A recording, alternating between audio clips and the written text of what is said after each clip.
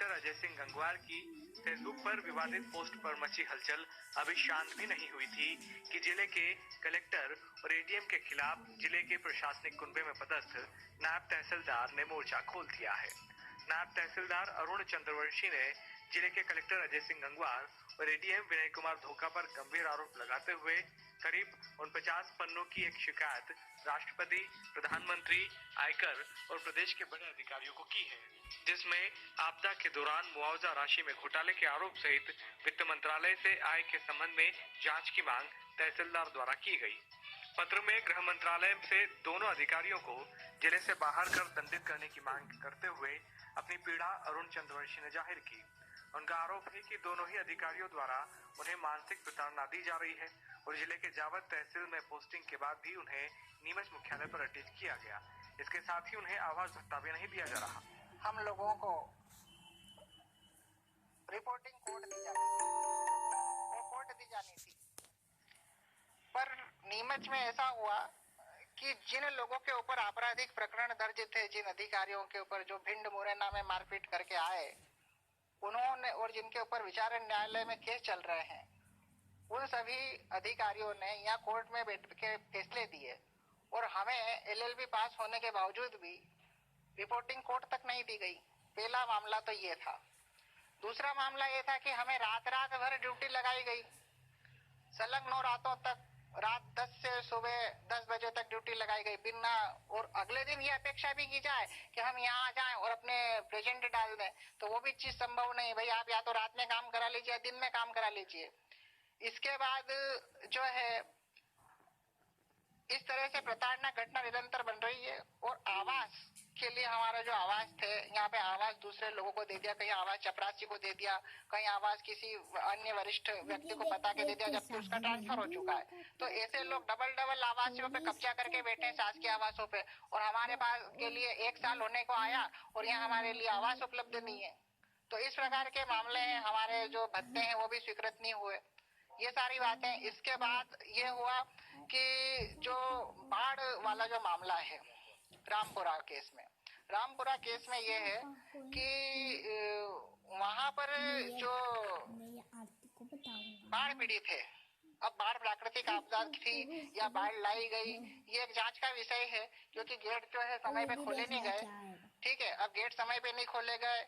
उज्जैन से कितना क्यूसेक पानी उज्जैन से छोड़ा गया मंदसौर रतलाम के लिए, रतलाम से कितना क्यूसेक पानी, मंदसौर से कितना क्यूसेक पानी शिवना नदी में छोड़ा गया मंदसौर के लिए। तो ये उसकी जो है काउंटिंग होना थी, उसकी काउंटिंग होना चाहिए थी।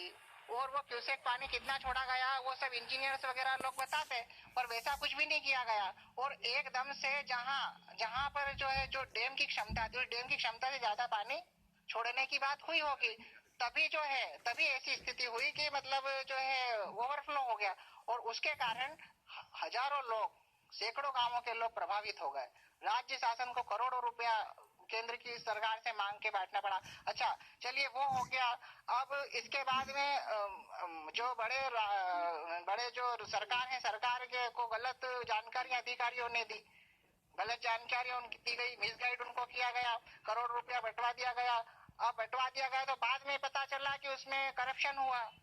कई लोगों ने गलत नाम लिखा दिए, कई लोगों ने जो है उसमें गलत नाम लिखा दिए, और कई बार कई लोगों को 1 लाख रुपए दे दिए और कई लोगों को 5,000 ही दिए। इसके बाद मिलावट वाला मामला, खनन वाला मामला, तो ऐसे कई सारे मामले हैं जिसमें निरंतर भ्रष्टाचार की बदबू आ रही है।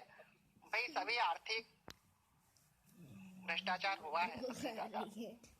और एडीएम ने मुझे कहा है कि मैं मानसिक रूप से विक्षिप्त व्यक्ति हूँ, तो मैं बताना चाहूंगा। कलेक्टर और एडीएम पे आपने आरोप लगाए हैं, किस तरह के आरोप लगाए हैं? भ्रष्टाचार के आरोप लगाए हैं। अजय सिंह गंगवार कलेक्टर नीमच और एडीएम विनय कुमार धोखा, इन दोनों पर आरोप लगाए हैं। इन्होंने निरंतर मुझे प्रताड़ित किया और परेशान कर रहे हैं।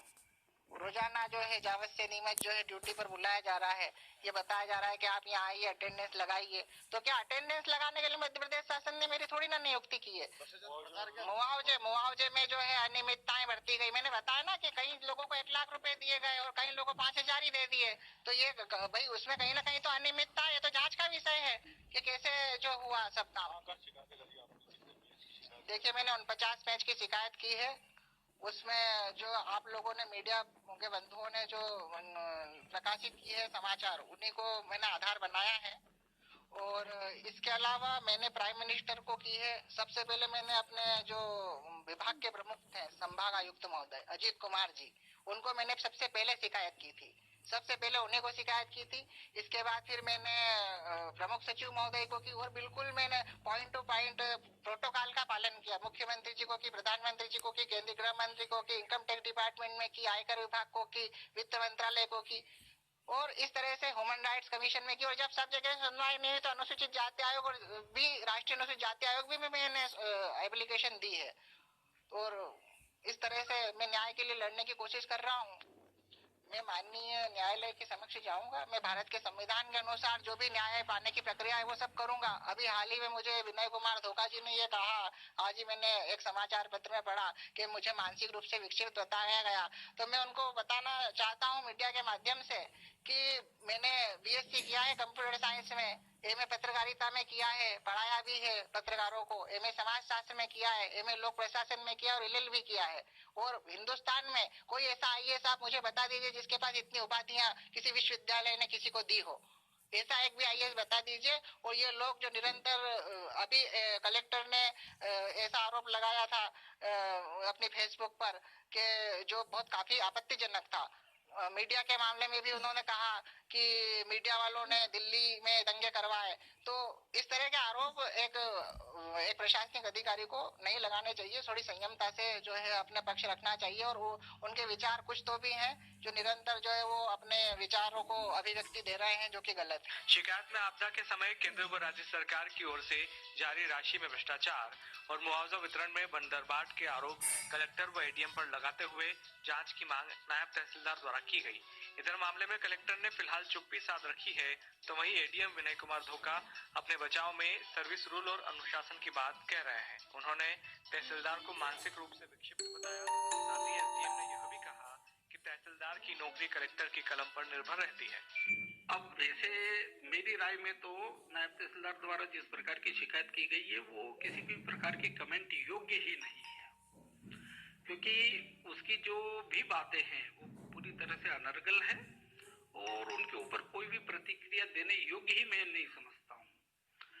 एक प्रोफेशनल नायब तहसीलदार जिसका पूरा फोकस अपने प्रशिक्षण कार्यक्रम पर होना चाहिए, जो व्यक्ति पटवारी के पद पर रहते हुए और विभागीय परीक्षा के माध्यम से प्रोबेशनरी नायब तहसीलदार के रूप में चयन होके और जिले में पदस्थ हुआ है, उसका सब मतलब एकमात्र उद्देश्य उसका अपने प्रशिक्षण कार्यक्रम पर होना चाहिए।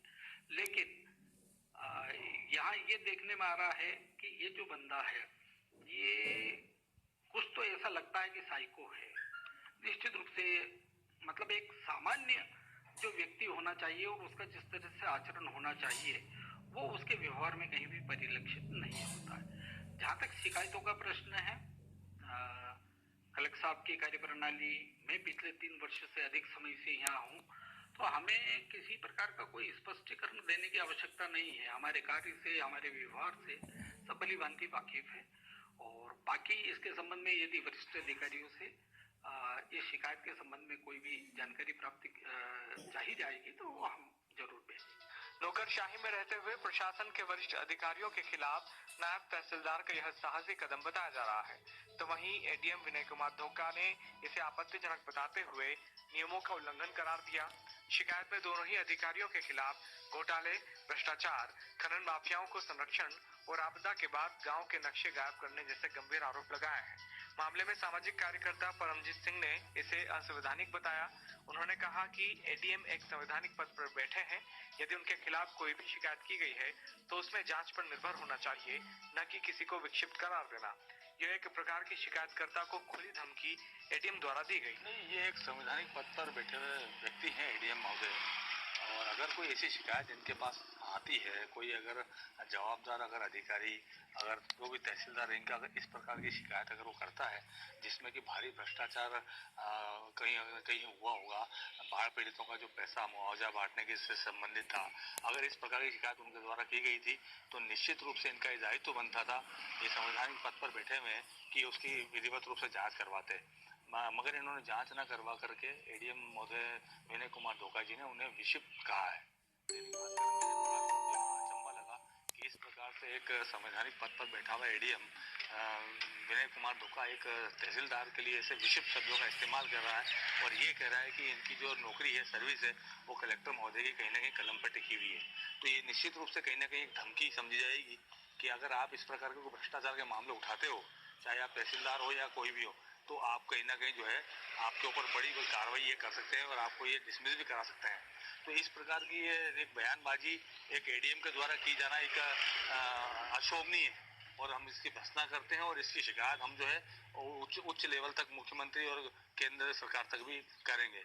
और ये देखने में आया है कि एडीएम महोदय जो खुद एक मतलब कहीं ना कहीं इन मामलों में लिप्त रहे और उनका जो उनका रीडर था इस मामले में, लोकायुक्त ने उनके ऊपर भ्रष्टाचार के मामले में उसको खुद पकड़ा था और ये खुद इनके ऑफिस में झाड़ू नहीं मार रहे हैं और ये इस प्रकार की शिकायतों के ऊपर उनको निराकरण करने की बजाय अगर इस प्रकार के दबाव बनाते हैं तो ये उचित स्थिति हमारे जिले के लिए और एक देश के लिए भी नहीं है। कि कलेक्टर महोदय ने पहले तो जब से ये नीमच आए तब से इन्होंने 144 यहाँ लगाई है, जिसमें कई त्यौहार नहीं मना पाए, लोग अपने त्योहारों के जलसे नहीं कर पाए। और चलो ठीक है, ये संविधान सब अच्छा भी है, लेकिन खुद एक संवैधानिक पद पर बैठा हुआ व्यक्ति अगर इस प्रकार के ट्वीट करता है या सोशल मीडिया का इस्तेमाल करके एक समाज में अगर इस तरह बांटने की स्थिति उत्पन्न करता है तो कहीं ना कहीं ये जिले के लिए बहुत गलत चीज है। और ये जिला बहुत शांत लोगों का जिला है कि इस प्रकार की चीजों को ये बर्दाश्त कर लेते हैं। बाकी हम कहीं ना कहीं जो जैसे शिकायत केंद्र सरकार तक हुई है तो मैं इसकी जो है बड़े स्तर पे ये जांच का विषय है और निश्चित रूप से जांच होनी चाहिए और दोषियों को दंड निश्चित रूप से मिलना चाहिए। वरिष्ठ अधिकारियों के खिलाफ नायब तहसीलदार के गंभीर आरोपों और शिकायतों के बाद अब यह देखना होगा कि सूबे की कमलनाथ सरकार सहित तमाम जांच एजेंसी नायब तहसीलदार अरुण चंद्रवंशी की थोकबंद शिकायतों पर कोई कदम उठाती है या सिस्टम के ओहदेदारों के खिलाफ उठाई गई यह आवाज दबाई जाती है।